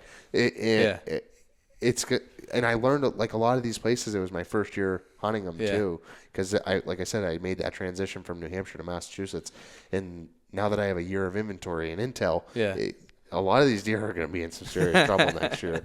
I hope. I mean, I don't want to be. That big one does what he did last year. If he does, he's in trouble late October. I mean, I think I had him like in an 8 day span. I had him 5 out of 8 days daylight. I'm like, you are. Did they? Oh, the whole state opens early. Yeah. No. Yeah, that's always been an open early part of this. Yeah, it's okay. Yeah. I feel like that's a super effective time to be hunting down there. Is that early October? Week? Yeah. Do you know what day it's going to open this year? I don't. I feel like that makes a difference. Like if it's 5 days earlier. Oh yeah, whether it's the 11th or the 1st. I mean, it's. Yeah. I could probably tell you right now. I wonder when it does open. I would imagine it's going to open October 6th. So that's good. Yeah. Yeah. I think it was the 7th this year. Is it like the first Saturday or it's the Monday? First Monday. Yeah. So like So it's kind of late even on a Wednesday. Yeah, but I mean it's not like it's the 10th. Right. You know what I mean? Well, it used to be the 17th, 18th. Yeah, 17th some of the state. It's crazy late. I don't know that there's a later deer opener than it was. I think that was like the latest opener. Like I don't know if an archery season opened after October, like the first week, right? I think Mass was the only one. So that's another reason there's good bucks in Mass. For years, the archery didn't even open till mid-October. Yeah, till pretty much the rut was starting. Yeah, and then you had 6 weeks of archery, and then gun season's only 2 weeks. 2 weeks, yep. And then And muzzleloader's it's only 2 6-day weeks. So it's not 7-day weeks either. It's 12 true. days. That's true. It's, That's a big difference. So yeah, no Sunday hunting. Yeah. Yeah, so their harvest or their seasons are way more restrictive. So you probably kill in half the bucks that you would if you had, I would say, something pretty close, I would imagine. Yeah. There's a lot of factors that are all kind of stacking up for them. That's a lot. The odds are in the deer's favor in Massachusetts, Yeah. 1,000%. It's great. I commend Mass. I can't believe I don't really hunt Mass, but I don't. Get it. I've got some good deer down there, but nothing is. Have you ever killed a buck in Mass? No, I've never even really. I've hunted Mass like. Odds and end days. Yeah, like I hunted I hunted that deer last year, that pomaded one. Yeah. During the first 2 weeks in November. Yep. Yeah. Not out there, but that buck. Yeah. That spot. And I hunted him for like 3 days. And then that was it. Like I hunted him, I think it was like a Friday night set. Well, I did it on Sunday. So I saw a maybe it was slammer like in there. I can't believe you didn't put more time in there. I mean, I saw that. He's still there. That one. That's still buck. He's still there. And I had him this year, but he's just not. Dude, that's 7x7 that Jeremy had at like 25 yards. Were you with him? No, but he just sent me. Took a cell phone picture. He's dead though, right? No, I don't know. I think it's still alive. I don't think that he's dead. Oh. No, the other mystery deer is MIA, but. Gotcha. But yeah, he should have a good season next year. I feel bad. I feel like he would know about it if that deer got killed. Yeah, deer of that caliber. Thing's just a wall of tines. It's got. If Jeremy has a death wish for something, I would not want to be whatever that. Dude, he's motivated. Oh yeah. He climbs down at 10. He's like, all right, we're gonna go scout these other pieces and go get torn up, absolutely shredded by berry bushes for 3 hours, and then go sit at nighttime. He is a very motivated, skilled individual. Yep. I would not want to be on the receiving end of his death wish. No doubt. So 2 big bucks, bunch of bears, bunch of does, couple other bucks. Yep. Did you kill? You killed 2 New Hampshire bucks? Yep, I killed one with the muzzleloader. So you killed 4 bucks. Yep. 5 bucks. Yeah, the one in New York. Well, you still killed one. Yeah, I don't count that though. That was a mercy kill. Yeah. Yeah. It was a mercy kill. Yeah, he. What? Deer would have lived. I don't think so, man. I don't think so. He was all healed up. He was fine. He couldn't walk, dude. He literally came out in the field. He fed from. Yeah, no. It was healed though. His wound. You think that was from when he was a fawn? Or you think that was? I don't know. But it was healed. He was getting around. I think he was. Yeah, but I think if deep enough snow and coyotes go. Oh, sure, that could. Dead. Yeah, that He could was have happened. dead. But I think there's a decent chance. It was from getting hit by a car. No, I think he was shot. His elbow or his knee in the front was like what would you say, softball size, a little smaller. Did than he softball. even have? He had no the dex. bottom.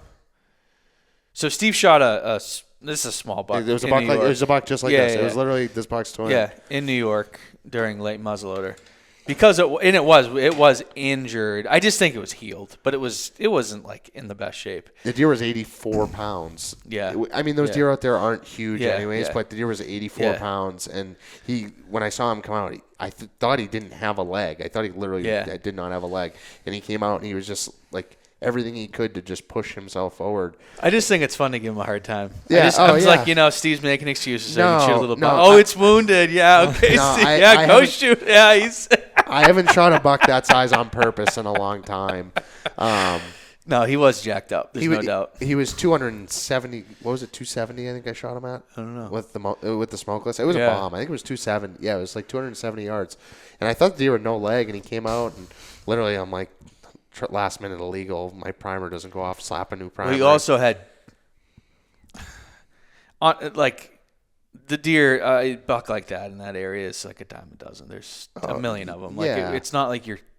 It's not even if you just wanted to shoot that deer, it's not the end of the world. Like there's 10 other ones that look just like them that are within a mile. So there's a high deer density. So it's not the end of the world. And you had another buck tag. Right. So I shoot that deer, and when I go out to where I shot him, I'm like walking across this green field, and there's like that much snow out there, and that deer literally fed like maybe from here to the door, which is 12 Yeah. feet. He He just barely fed in the field, and just everywhere he took a step, it was just like left and right 2 feet was just no snow, and it was like, man, I know I shot him right here. Where is he? And there was no blood. And I look up, and he's like 15 yards away, dead in the ditch. I was like, oh, I guess I did get him.